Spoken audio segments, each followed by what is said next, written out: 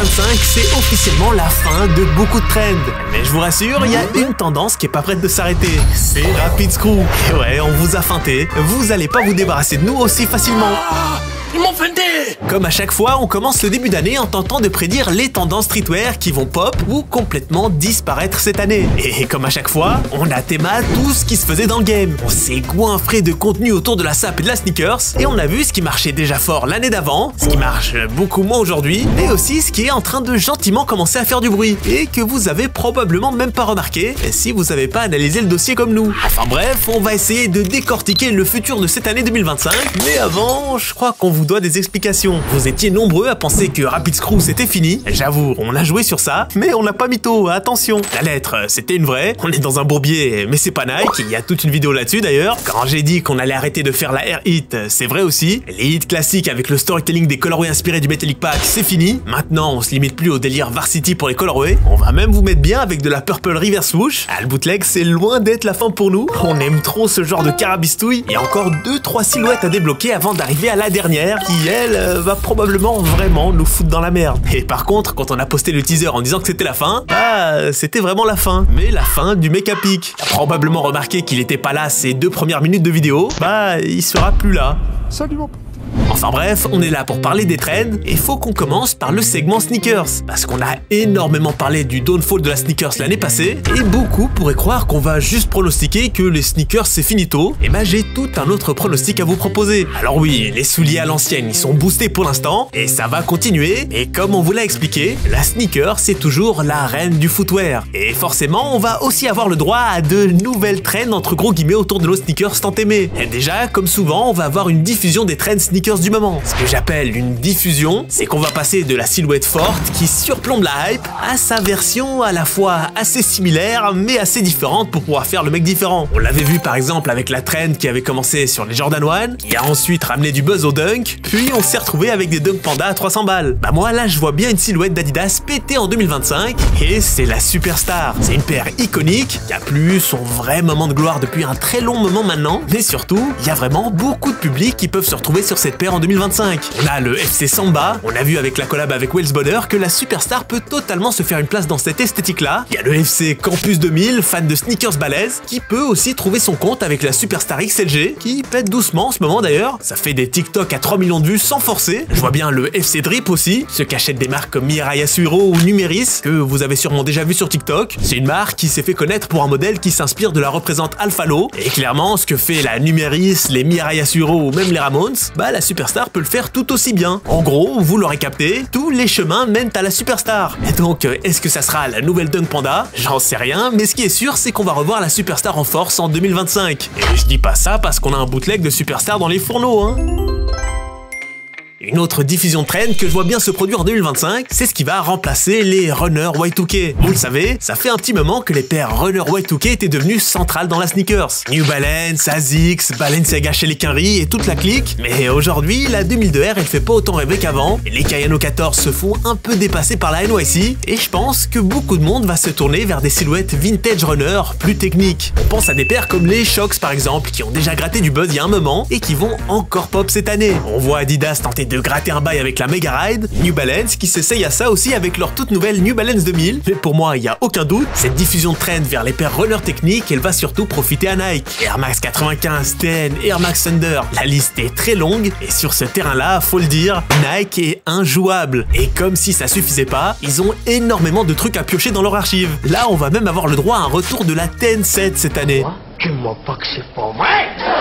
Ce retour de Nike, il va pas se limiter aux paires runner techniques. 2025, c'est aussi l'année des bangers apparemment. Union, Travis, Off-White, Jordan 4 Undefeated, ils vont littéralement tout lâcher cette année. Bref, ils vont faire du bruit dans la trend, dans la hype, mais rappelez-vous aussi, ce qui avait tué Nike entre guillemets, c'était leur stratégie DTC. On voyait quasiment plus de Nike dans les shops. Et logiquement, les gens s'étaient tournés sur ce qui était dispo en magasin. Bah là, c'est tout l'inverse qui se passe. Si tu t'aimes les vitrines de boutiques comme Snipes, maintenant, t'as presque que du Nike. Ils ont réussi à se redéployer à une vitesse folle dans la plupart des shops qu'ils avaient quittés, et il n'y a aucun doute que Nike va mettre l'impulsion pour être partout en 2025. Et il faut le dire, le grand public est pas si compliqué, ils mangent ce qu'on leur met dans l'assiette. Ça a été le cas avec New Balance, Asics, On Running, Hoka, etc. En 2025, on va avoir du Nike au menu, et c'est une recette qu'ils connaissent déjà, donc il y a peu de doute.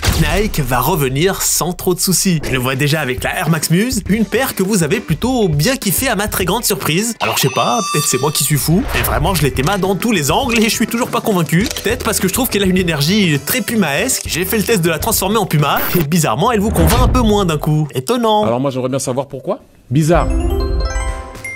Pour rester sur Puma, en 2025, ils vont probablement gratter quelque chose aussi, dans la continuité de ce qu'ils ont réussi à faire ces 6 derniers mois. Alors est-ce que ça va devenir une vraie marque stylée en 2025 qui met plus ou moins tout le monde d'accord comme a réussi à le faire New Balance il y a 4 piges?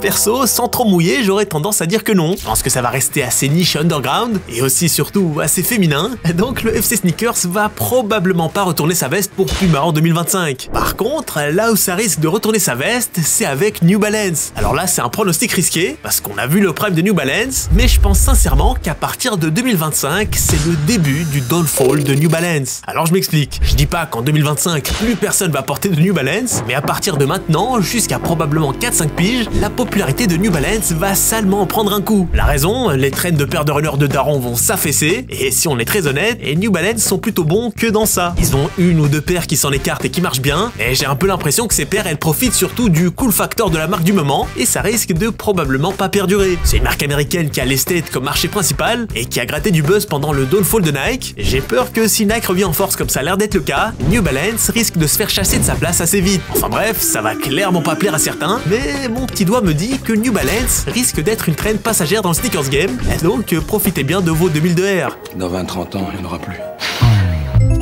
On reste dans le footwear et évidemment, faut qu'on parle des souliers. On a déjà fait toute une vidéo sur ça, mais il y a déjà beaucoup de choses qui vont changer. En 2025, on peut assez facilement pronostiquer le downfall des Timberland, des Clarks ou même des Birkenstock Boston qui sont quasiment presque déjà has-been. Les anciens le savent, les Timberland c'est comme les Varsity Jackets, chaque 10 piges ça revient pendant 2 ans et ça disparaît aussi vite que c'est réapparu. Et donc si vous êtes des PNJ de niveau 0, bah profitez de vos Timberland, ça se porte toujours, hein. Ça sera juste plus à la mode. Et si vous êtes des PNJ de niveau 5, mettez-les de côté et ressortez ça dans 10 piges. Pour le reste, les mocassins et les derbies, c'est toujours là. On va aussi beaucoup avoir de souliers plus expérimentaux, des hybrides bizarres ou des silhouettes exagérées, mais beaucoup voient aussi le prime des hiking boots. C'est un peu ce qui va remplacer les Timberland, mais je vois aussi les paires de randonnée plus sneakers se faire une place en 2025. Enfin bref, ça c'était pour les chaussures, mais qu'en est-il de la sape? Bonne question. Bonne question.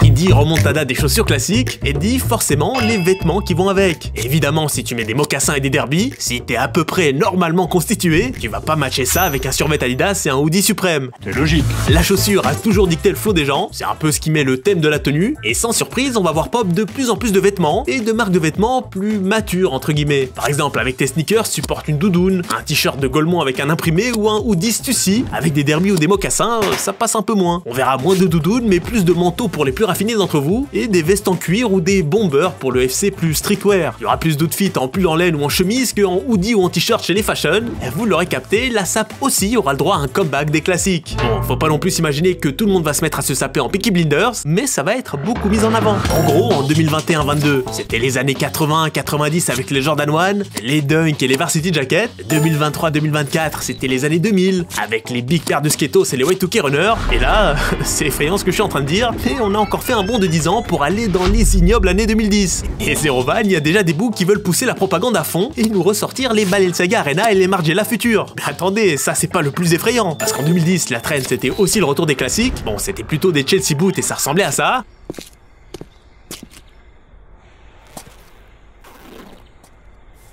Mais c'était surtout le prime des skinny jeans. Coupe skinny section, javelot section pointe. Je vous rassure, il n'y aura pas un comeback du skinny jeans, ou du moins pas encore, mais les silhouettes vont se resserrer. Les baggy jeans extra larges, ça aura nettement moins la cote en 2025, et on verra des pantalons un peu plus régulars. Toujours assez amples pour l'instant, hein, mais pas extra larges. La bonne nouvelle de 2025, et peut-être que je m'enflamme un peu, mais je pense qu'on risque enfin de voir la fast fashion reculer. Elle va pas disparaître, elle fera peut-être même pas vraiment moins d'oseille cette année-là, mais on va probablement voir un début de réduction de la consommation de fast fashion. Je vois bien les gens s'intéresser de plus en plus aux matériaux plus nobles, on verra plus de denim et notamment du selvage, du cuir et cette fois du vrai cuir, de la laine plutôt que du polyester bourbier. Enfin bref, la qualité va intéresser de plus en plus de monde. Pour beaucoup, les vêtements seront moins tape à l'œil et la recherche se fera plus sur les matériaux et les coupes. Et forcément, quand les gens auront cette nouvelle sensibilité à la qualité, ça sera difficile pour eux de retourner au bas de gamme de la fast fashion. Mais en vrai, ce qui risque de ralentir la fast fashion, c'est aussi et surtout les nouvelles réglementations européennes à partir d'aujourd'hui et jusqu'en 2030. Ils vont interdire la pub pour la fast fashion, interdire la destruction des invendus, et même mettre des malus et des amendes. Donc on peut s'imaginer que ça risque d'être bourbier pour la fast fashion dans les années à venir. Oui! Enfin!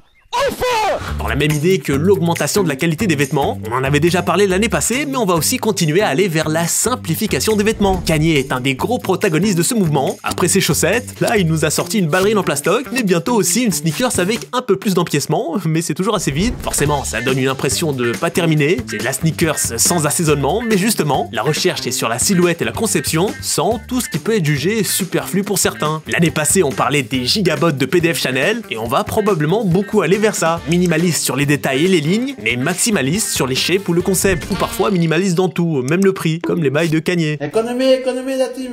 Pour rester sur ce qu'on avait déjà annoncé l'année passée, c'est l'évolution du bloc-corps qui se transforme en ce que j'appellerais le sport chic, le sport qui se fait de plus en plus sa place dans la mode. Et sans surprise, ça va continuer en 2025. On a vu Adidas teaser une collection de pulls en laine vintage, qui a apparemment hypé pas mal de monde, et je vois bien encore une montée des sapes de sport rétro, et notamment de football. Après les maillots, c'est les pulls en laine, les survêtements, t'as même des fous qui font des paires de Richelieu mixées aux crampons de Zizou, et clairement ça va être une assez grosse tendance en 2025. Et là où Nike avait incontestablement le dessus sur les paires runner techniques, pour tout ce qui est sport de sable vintage emblématique, là c'est plutôt le rayon d'Adidas, et ils vont très certainement bien grailler sur cette trend en 2025. Umbro aussi aura probablement son mot à dire, on a vu la petite remontada qu'ils avaient fait l'année passée, c'est peut-être le moment de concrétiser le coup, et en vrai le coq sportif aussi aurait des choses à dire. Mais bon, eux c'est des dormeurs, ils vont rester sur leur bail de French Dreamer, des sapes effrayantes pour aller grailler au flunch au Renault Espace. Ça, c'est la banane qui va redonner la banane à la France. On voit bien aussi un coup de buzz des ensembles en denim. Chez les Quinry, il y a une hype du délire cowboy. Donc apparemment, les analystes fashion annoncent 2025 comme l'année des ensembles en denim. Après, bon, les analystes fashion, ils te font un article pour t'annoncer les 5 tendances jeans qui seront partout en 2025 le 2 janvier, pour ensuite te dire 5 jours après, le 7 janvier, que les jeans c'est finito. Est-ce que le monde est à l'envers ou c'est moi qui est à l'envers? Je sais pas si le jean c'est la tendance 2025 ou si c'est finito. Par contre, on peut déjà annoncer que les jorts c'est plus trop d'actu en 2025 et ça va clairement se faire remplacer par les big pantacourt tout droit sortis de FIFA Street 2. Dans les couleurs tendances, Pantone a annoncé que la couleur de 2025 serait le mocha mousse et ça me paraît assez cohérent avec les tendances du moment. On est sur des sapes plus classiques et on va probablement avoir beaucoup de couleurs assez ternes en 2025. Si on a du vert, ça sera plutôt du kaki. Le rouge, ça sera un rouge cerise ou bordeaux. Il y aura du beige, du marron. On n'est pas dans l'année la plus colorée en termes de sapes. Enfin, surtout pour le FC classique qui va se brancher mocassin. Même pour le FC sneakers, on aura le droit à l'inverse à des couleurs qui tapent. On le voit avec les Shox où t'as de l'orange, du bleu bien vibrant qui tabasse, les Speedcat bien rouges, ou si tu t'aimes à l'annonce des sorties Nike, t'as une paire sur deux qui est métallique. On va aussi avoir le droit à beaucoup de camo militaires chez les bougs, pas mal d'animal print chez les meufs. En gros, il y en aura pour tous les goûts, une année qui va partir dans tous les sens.